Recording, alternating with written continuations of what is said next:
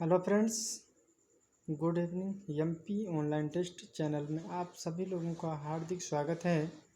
आज हम पॉलिटी की क्लास में पार्ट 2 पढ़ेंगे, जिसके अंतर्गत हम पढ़ेंगे भारत शासन अधिनियम 1935। हमने पहले वीडियो में पढ़ा था 1919 के अधिनियम से संबंधित चैप्टर को कवर किया है। जिन दोस्तों ने उन वीडियो को नहीं देखा है तो जाकर चेक कीजिए और देखिए, हमने अच्छी तरह से क्लास को कवर किया है। तो चलिए आज हम पढ़ेंगे 1935 के एक्ट को पढ़ेंगे, जिसमें भारत शासन अधिनियम यह एक लंबा व विस्तृत दस्तावेज है, जिसके अंतर्गत अनुच्छेद 321 धाराएं होती हैं, अनुच्छेद हैं, जिसमें 10 धाराएं अनुसूचियां हैं।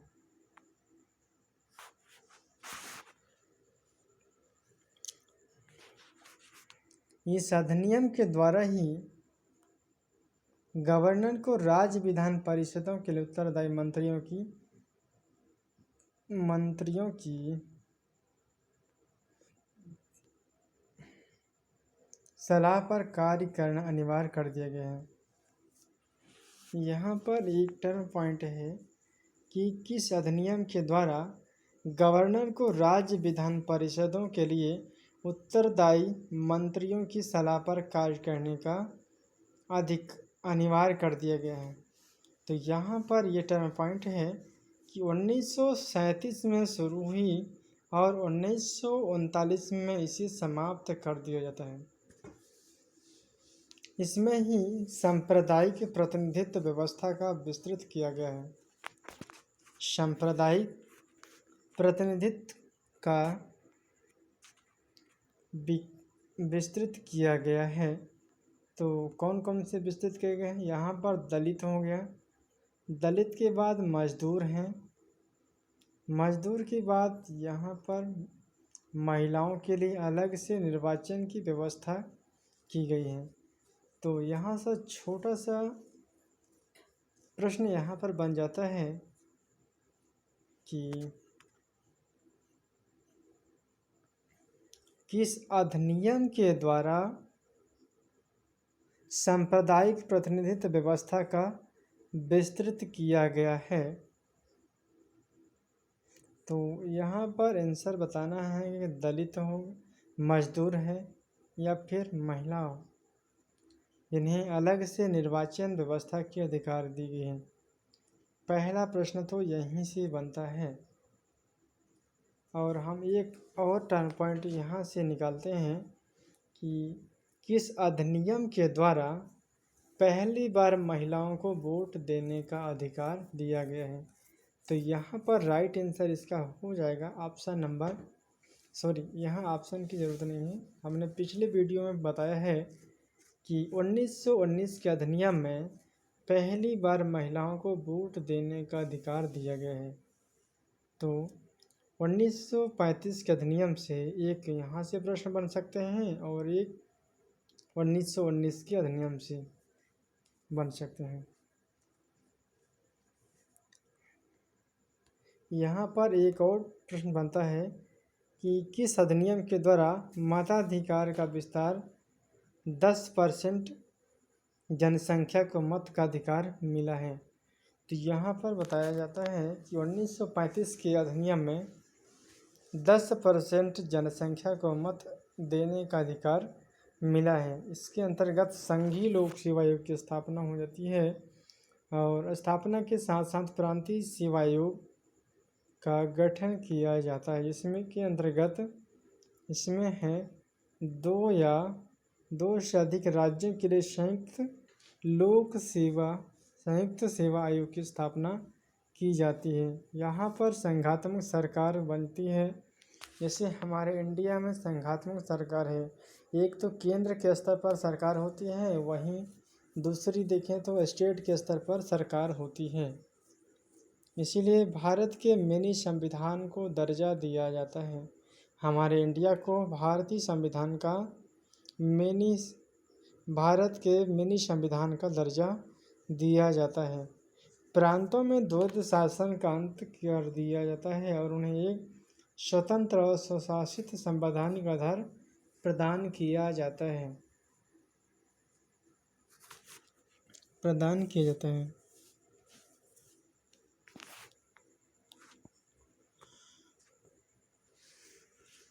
भारत शासन अधिनियम के अंतर्गत केंद्र में द्वैध शासन लागू किया जाता है और इसी अधिनियम के द्वारा ही केंद्र में राज्यों के मध्य शक्तियों का विभाजन होती है।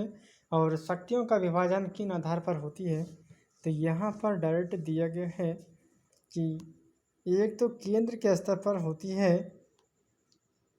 केंद्र के स्तर पर, और दूसरी है वो राज्य सूची के अंतर्गत, और तीसरा है समवर्ती सूची के अंतर्गत। तो राज्य सूची और समवर्ती सूची को एक बार देख लेते हैं कहाँ पर कार्य स्थान है।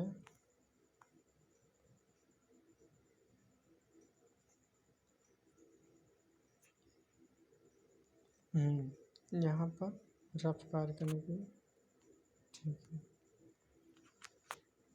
पहला हम समझेंगे केंद्र सूची।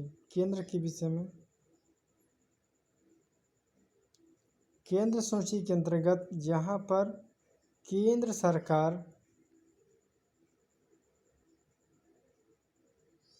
योजनाएं बना सकती हैं और राज्य के स्तर पर देखते हैं, राज्य के स्तर पर यहाँ राज्य सरकार बना सकती है।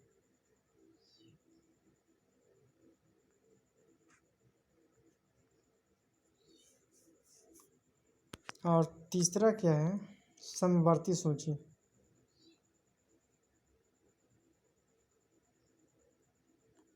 समवर्ती सूची, समवर्ती सूची के अंतर्गत यहाँ पर आ जाता है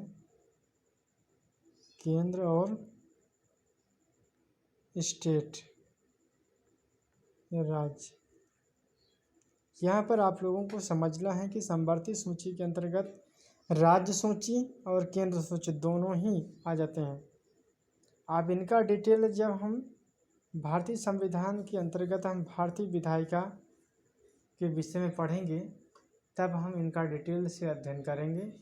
अभी हम आई एक्ट पढ़ रहे हैं 1935 का अधिनियम, तो ज़्यादा हम इसे लंबा नहीं करेंगे जिससे आप लोगों का समय भी ज़्यादा ना जाए। हम उन की पॉइंट को कवर करेंगे जो आयोग के द्वारा पूछा जाता है। हाँ, एक क्वेरी और है कि यदि आप लोग प्री को अच्छे से क्लियर करते हैं, अच्छे से पढ़ाई करते हैं, तो यकीन मानिए कि आप लोगों का 3 मार्कर 5 मार्कर और यहाँ कवर हो जाती है। यदि आप लोग इतना कर लेते हैं तो 11 मार्कर में कन्वर्ट करने के लिए आप लोगों को अच्छा स्कोर मिल सकता है। सोचने की तरीके डेवलप होगी।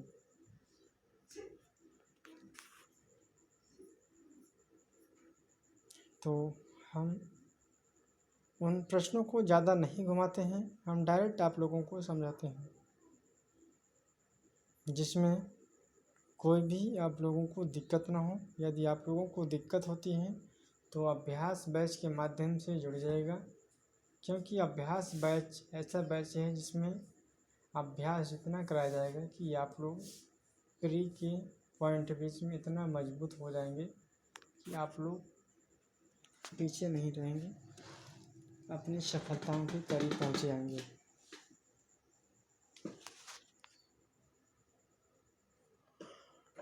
चलिए, हमारा कहाँ पर प्रश्न था? हाँ, यहाँ पर था ना। हाँ, केंद्र में द्वैध शासन लागू किया जाता है और केंद्र एवं राज्यों के मध्य शक्तियों का विभाजन 3 सूची में है, केंद्र सूची, राज्य सूची और समवर्ती सूची। यहाँ पर अवशिष्ट शक्ति जो कि गवर्नर जनरल को दी जाती है। भारत शासन अधिनियम 1935 में एक अखिल भारतीय संघ का प्रस्ताव किया जाता है, जो कि ब्रिटिश भारत के प्रांतों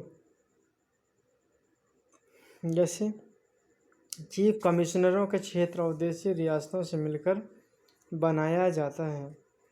लेकिन देशी रियासत जो किया है, इस प्रस्ताव संघ में शामिल नहीं होते हैं और वह वैकल्पिक था, इसलिए यह व्यवस्था अमल में नहीं आती है। इस व्यवस्था में हरिजनों को भी शामिल किया गया था।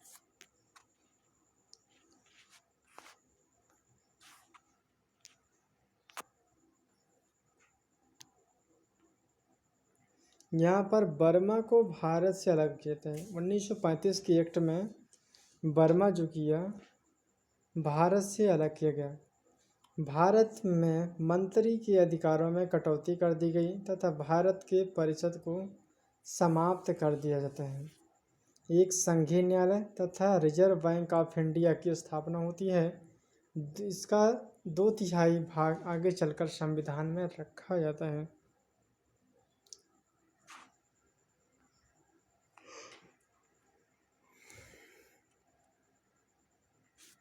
थोड़ी हम क्रिप्स मिशन के विषय में देख लेते हैं कि क्रिप्स मिशन कब आया, इनकी शुरुआत कब हुई। तो क्रिप्स मिशन जो किया मार्च 1942 में आती हैं और इनके हेड हैं सर स्टैफोर्ड क्रिप्स के सहयोग से बनाया गया है। इनका उद्देश्य है कि द्वितीय विश्व युद्ध में भारत का सक्रिय सहयोग प्राप्त करने का उद्देश्य था इनका, लेकिन ऐसा नहीं होती है। उस समय भारतीयों को मालूम पड़ जाता है कि अंग्रेज किस प्रकार इस्तेमाल करते हैं। युद्ध समाप्ति पर भारत को डोमिनियन राज्य का दर्जा दिया जाता है और गांधी जी ने इसे कहा कि एक आगे की तारीख का चेक था, जिसे हम पोस्ट डेटेड चेक कहते हैं। जवाहरलाल नेहरू जी ने कहा है, यहाँ पर टर्म पॉइंट दिया है कि बैंक नष्ट होने वाला वाक्य जोड़ दिया जाता है। अगला हमारा जाता है कैबिनेट मिशन। कैबिनेट मिशन जो कि 15 फरवरी 1946 को इंग्लैंड के प्रधानमंत्री क्लेमेंट एटली ने घोषणा की है। इसमें 3 सदस्य हैं जो कि लॉर्ड पैथिक लॉरेंस हैं, अध्यक्ष हो जाते हैं, और इसके बाद 2 हैं सर स्टैफोर्ड क्रिप्स सदस्य हैं और ए बी अलेक्जेंडर है। संविधान निर्माण की गठन की चर्चा यहाँ पर की जाती है।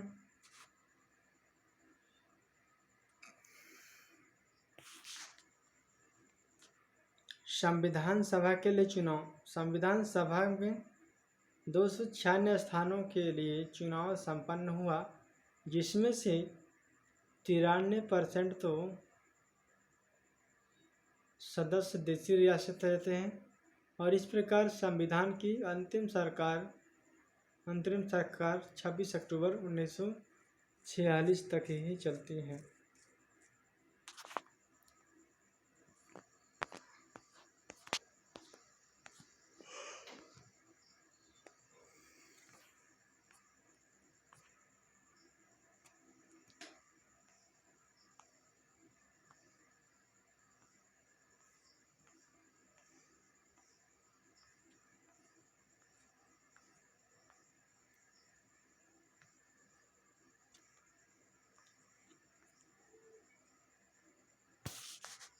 तो फ्रेंड्स 1935 का एक्ट हमने पढ़ा।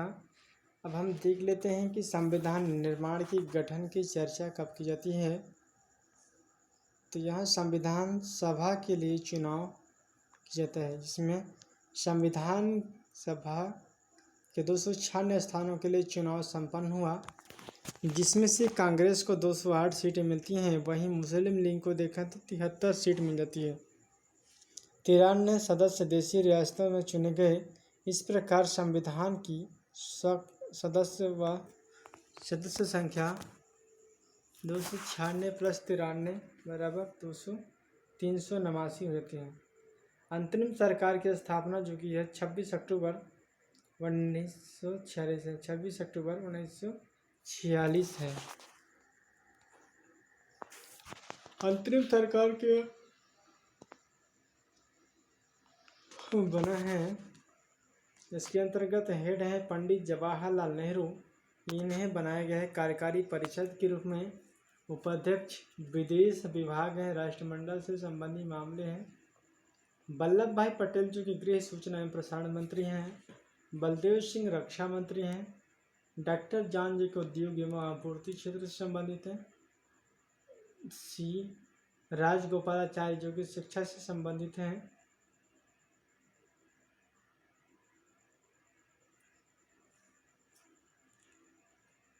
राजेंद्र प्रसाद जो कि यह खाद्य एवं कृषि मंत्री के रूप में जाने जाते हैं।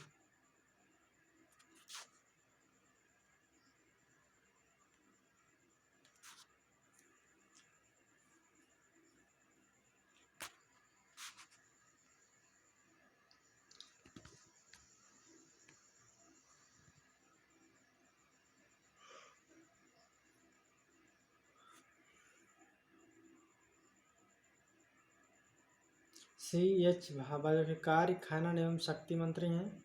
राजेंद्र प्रसाद जो कि खाद्य एवं कृषि मंत्री। आसफ अली रेलवे से संबंधित हैं।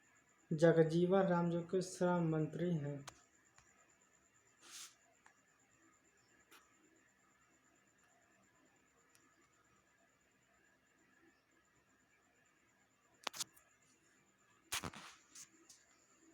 लियाकत अली जो कि यह मुस्लिम लीग है, वित्त सचिव से संबंधित है। आई चुंदरीगढ़ मुस्लिम लीग है जो कि वाणिज्यिक से संबंधित है।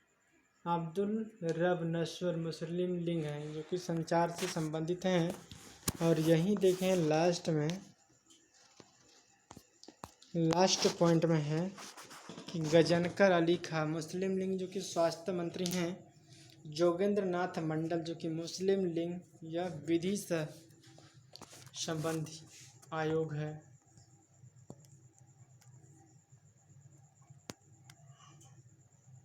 इसके बाद हम देख लेते हैं जब भारत स्वतंत्र होती है उस समय योजना बनाई गई है। वहाँ पर हेड है पंडित जवाहरलाल नेहरू, इन्हें बनाया गया है प्रधानमंत्री तक। विदेश मंत्रालय, राष्ट्रमंडल, वैज्ञानिक अनुसंधान मंत्रालय बनाया गया। सरदार पटेल को गृह सूचना प्रसारण मंत्रालय बनाया गया है। R.K. षणमुगम शेट्टी को वित्त मंत्रालय से संबंधित बनाया गया है। डॉक्टर भीमराव अंबेडकर को कानून मंत्रालय के रूप में। डॉक्टर जॉन मथाई जो कि रेल परिवहन से। मौलाना अबुल कलाम आज़ाद जो कि शिक्षा मंत्रालय से संबंधित हैं। C.H. भाभा जो कि वाणिज्यिक मंत्रालय से संबंधित हैं। डॉक्टर राजेंद्र प्रसाद जो कि खाद्य एवं कृषि मंत्री हैं।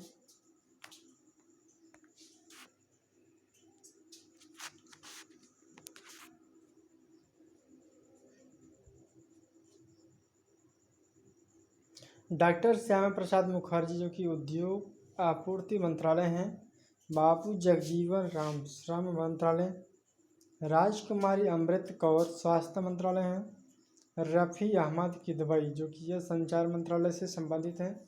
नरहर विष्णु गडगिल कार्य खनन एवं ऊर्जा मंत्रालय है। इनके पास केसी नियोगी जो कि राहत एवं पुनर्वास मंत्रालय हैं। तो फ्रेंड्स, आज का वीडियो हम यही एंड करते हैं। कैसा लगा आज का सेशन आप लोग कमेंट बॉक्स में अपना आंसर दे सकते हैं। यदि आप लोगों को पसंद आता है तो वीडियो को लाइक करके शेयर कर दीजिएगा, सब्सक्राइब कर लीजिए, अपने दोस्तों तक भी शेयर कीजिएगा, जिससे उन सभी दोस्तों का भला हो सके। ये कम फीस पर मात्र 49 रुपये में 49 रुपये में अभ्यास बेंच जो लॉन्च किया है उसे आप लोग ज्वाइन हो जाएं। चलिए, थैंक यू सो मच। जय हिंद, जय भारत।